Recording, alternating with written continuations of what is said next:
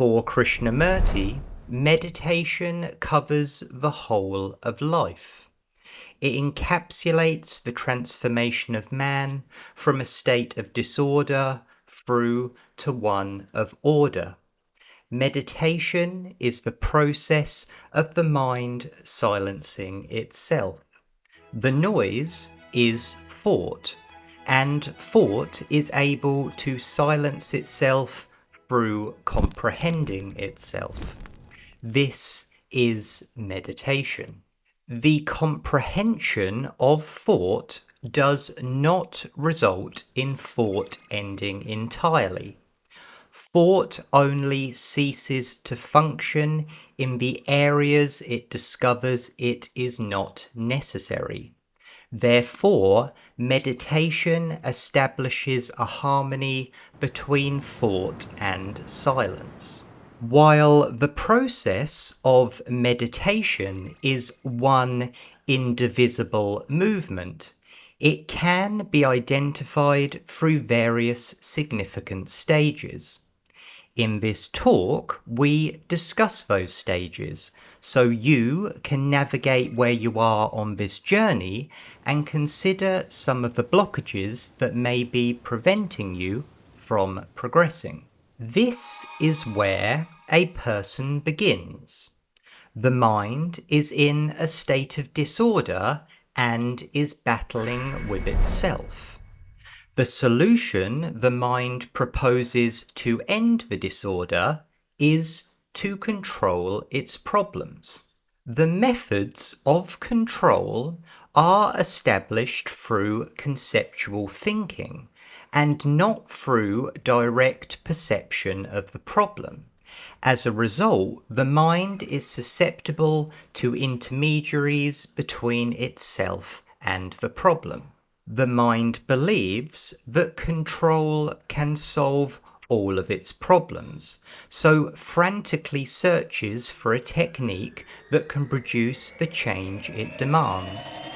It tries one method hoping that will work, and then discards it when it fails. It then searches for another method, and the process repeats. The continual failure of control causes the mind to conclude that control does not work. At this point, a person takes one of two directions.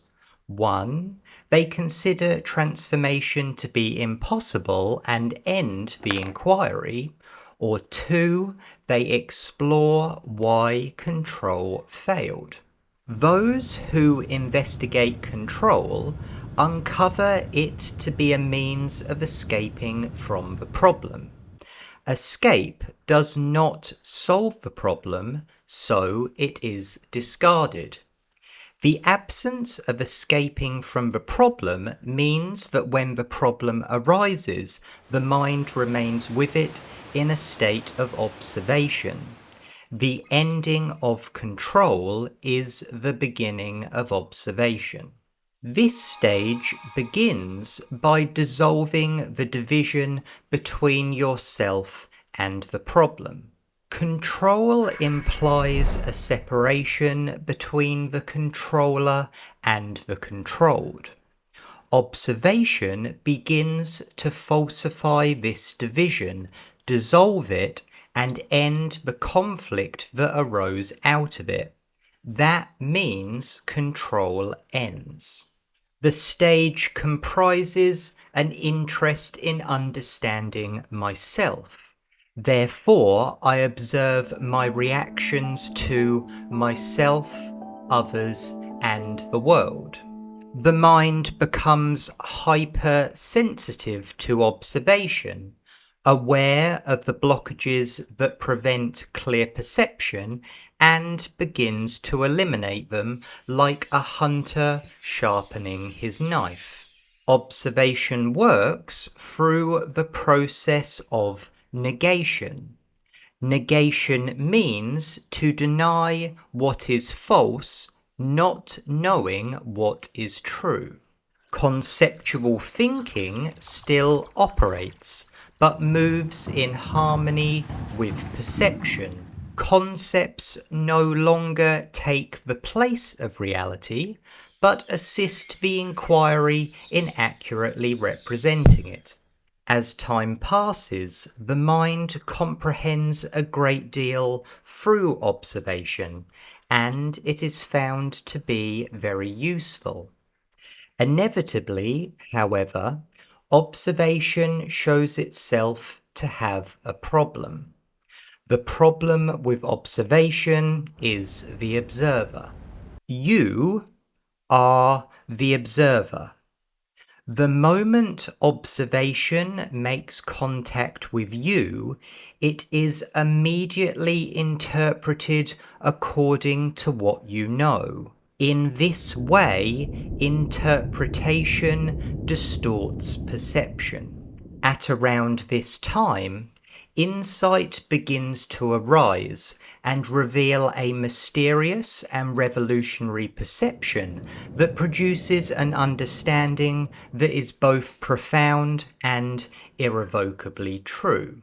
The mind comprehends that insight bypasses the observer and does not require observation. This ceases the mind's effort of trying to find the perfect state of observation that will solve all of its problems.